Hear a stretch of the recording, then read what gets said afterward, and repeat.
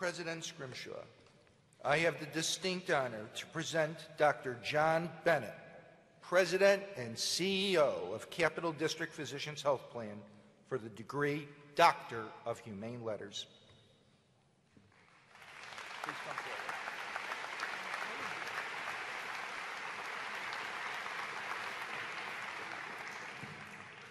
Dr. John Bennett is a cardiologist and a health plan leader. You've worked at the personal level and the policy level to make high-quality health care affordable and accessible. Under your leadership, Capital District Physicians Health Plan, or CDPHP, has been named one of the top health plans in the nation by J.D. Power and is one of only 50 companies in the U.S. to be named a 2014 J.D. Power Customer Champion. In addition, CDPHP has been designated as #1 on the Every Move 100 Health Insurance Index for consumer engagement, based on its accessibility of information and community involvement. The National Committee for Quality Assurance in Healthcare has routinely ranked CDPHP health plans #1 in New York and among the top plans in the country, and your employees agree. For 6 consecutive years, CDPHP has been named one of the best companies to work for in New York by the New York State Society for Human Resource Management. 60% of your employees and 57% of your leadership team are women. And your company's commitment to advancing women earned commendation from the Capital District Women's Employment and Resource Center. Russell Sage College was one of the first institutions of higher learning to prepare women for professional careers. Nearly 100 years later, we salute CDPHP's efforts to continue making the workplace more equitable for women. From your 25-year career as a cardiologist to your service to the community, you have dedicated your life to improving the lives of others. We're proud to recognize your accomplishments in the field of healthcare and your impact on the health and welfare of the citizens of the Capital Region. On the recommendation of the Board of Trustees and the faculty, and by the authority of the Board of Regents of the University of the State of New York, the Sage Colleges confers upon you the degree of Doctor of Humane Letters with all the rights and privileges pertaining thereto, in token of which I present you with this diploma, cause the hood of the Sage Colleges to be placed on your shoulders, and ask that your name be inscribed on the list of honorary degree recipients.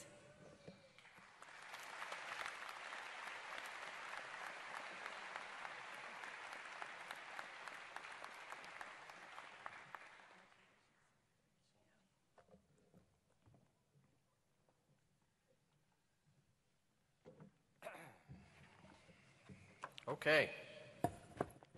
Well, this is pretty cool. I've been in this field house many times. I'm John Bennett, and I'm the President and CEO of CDPHP. And some of you may be wondering why the CEO of a health insurance plan has been asked to be your speaker. And some of you may be saying, who the hell is this guy? But odds are, if you're from the Capital Region, 1 in 3 of you likely have us as your health insurance provider. So some of you may know me. First of all, I want to thank, really, the board, Dr. Scrimshaw, the faculty, for really bestowing me with what I perceive to be a really wonderful honor. This has a lot of personal meaning to me, and as I was in the back watching the students come in, I was trying to think about how I felt when I graduated from high school, college, medical school. It was a long time ago, so medical school was 36 years ago. But I got to tell you, it hit me as I was watching the last few people roll through the door. I suddenly had that sense. I almost felt like I was back there. And so I truly experienced your joy at that moment. And I just want you to applaud yourselves.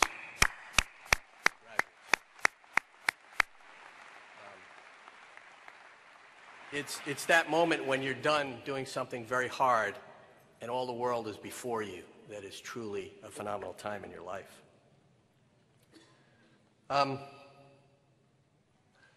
So as I was thinking about this speech, I said, what can I say? I'm a student of the Civil War a little bit, and Abe Lincoln is one of my heroes. For those of you who are going into business, I actually give, as part of a leadership training, there's a little book called Lincoln on Leadership, and I give it to business students. It's very valuable if you can find it. It's easy to find. But I said, what can I learn about Lincoln? So Lincoln gave the Gettysburg Address. So what do I know about the Gettysburg Address? Well, it was very eloquent, but it was very short. It was only 272 words. The guy that spoke before him spoke for 2.5 hours. Nobody remembers what he said. Now, I'm not professing to be someone on the level of eloquence of Abraham Lincoln, but I can be short. So I'm going to try not to keep you here too long. I think there's some irony, as I said before, in me being here today, because it was almost 40 years ago. I was here on May 31st, 1974, that I stood in this very same spot receiving my diploma from RPI. So that was May 31st, 1974. I guess back then school was a little longer, so maybe you guys are getting ripped off. Sorry, Dr. Scrimshaw.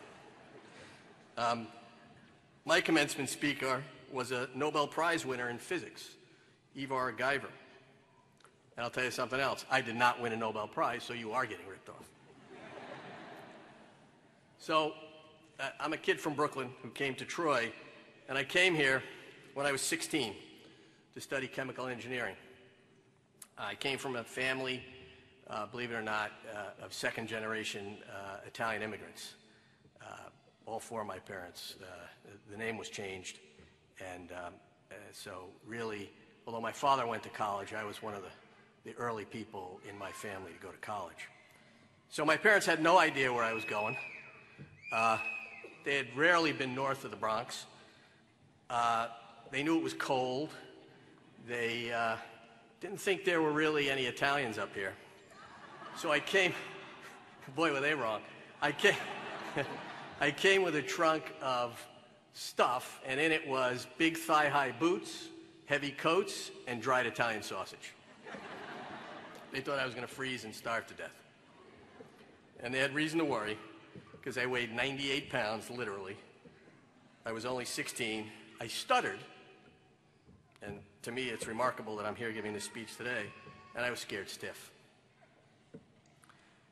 So,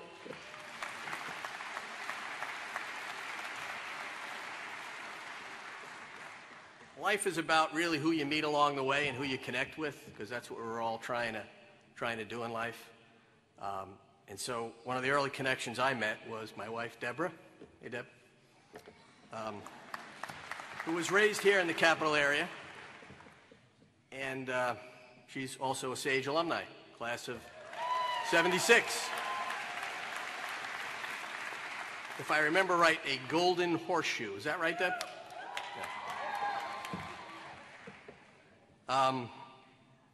But in my journey here in Troy, it wasn't long that I realized that engineering was really not going to be my destiny. And I didn't know why that was at the time, but I came to learn afterwards that I really was more interested in having more interaction with people, not that engineers don't. But I ended up going into medicine. I got my MD degree from SUNY Downstate. I went back to Brooklyn, and I began practicing cardiology. But the thing I want to really point out to you today is that what I learned about my life since then, and I'm not sure I knew it as I was going along, but what I've learned about it is that my life wasn't about me. Now, today you're thinking about you. There are a few days in your life that will be as important as your graduation day. You've achieved one of life's greatest successes, and you should be incredibly proud in terms of what you've done. You've been focused on getting good grades, you pulled all-nighters, and you're going to be crossing this stage in a short while. But after today, I'd like you to think that it's really not about you. You'll have to pay your bills, You'll have to get a good job. You'll start a family. But what I've learned in life is that the work that I've done for other people really has defined who I am and defined my life in far bigger ways. And as I've grown in life, and I'm still growing because I still view myself as that little 16-year-old kid, there's a quote that I recently saw from St. Teresa of Avila. And she said, when one reaches the highest degree of human maturity, one has only one question left. How can I be helpful? How can I be helpful?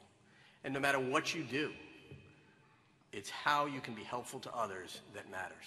So those customer service words, hello, this is CDPHP, how may I help you? They're really powerful things. So over the years, I've been blessed with a lot of personal success. CEO of a health plan, we have 1,100 employees, we have 450,000 members, and before that, I spent 20 years as a practicing cardiologist. Now, most importantly, I'm the father of 2 beautiful women and 3 precious grandchildren.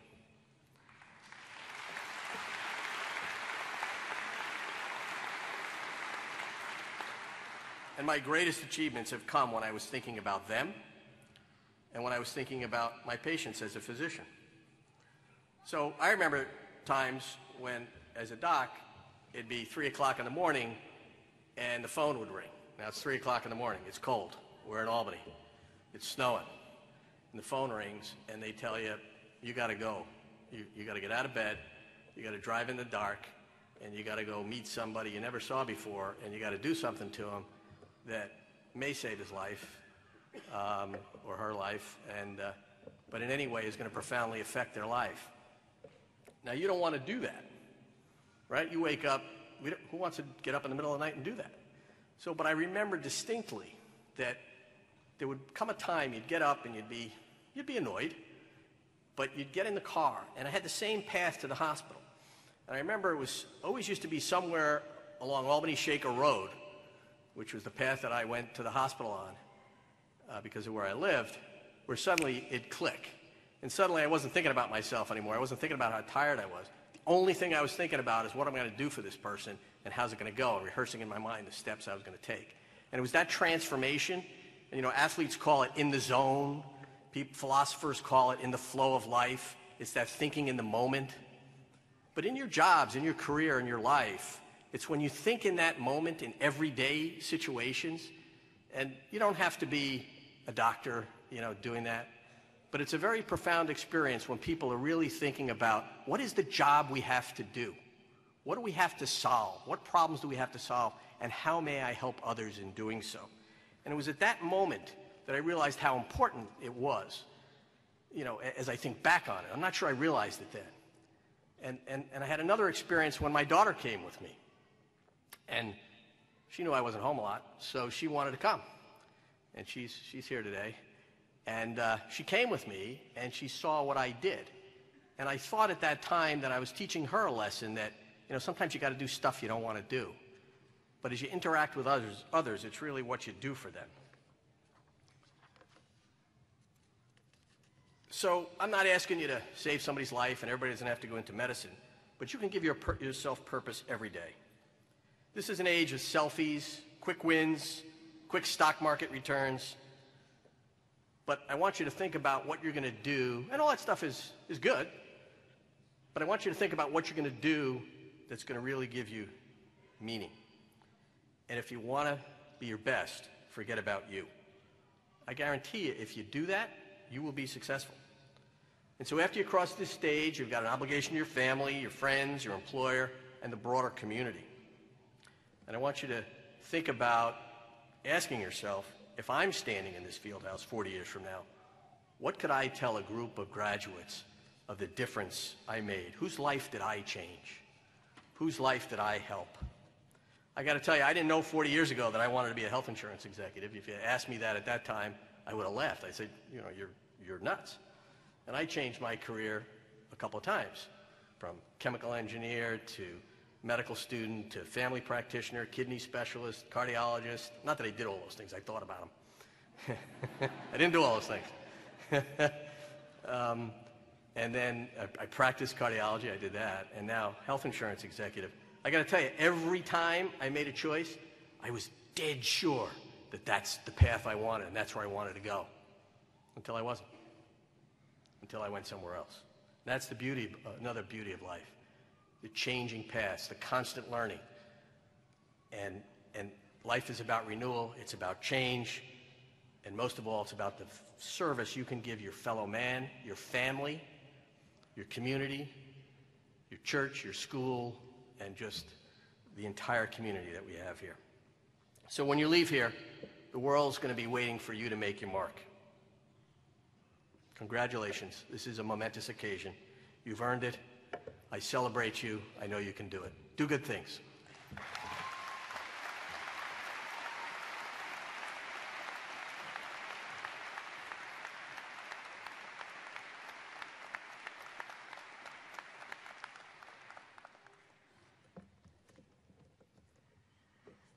Thank you very much. And I know you've lived exactly what you've exhorted our graduates to do, which is to think about others and to think about the community.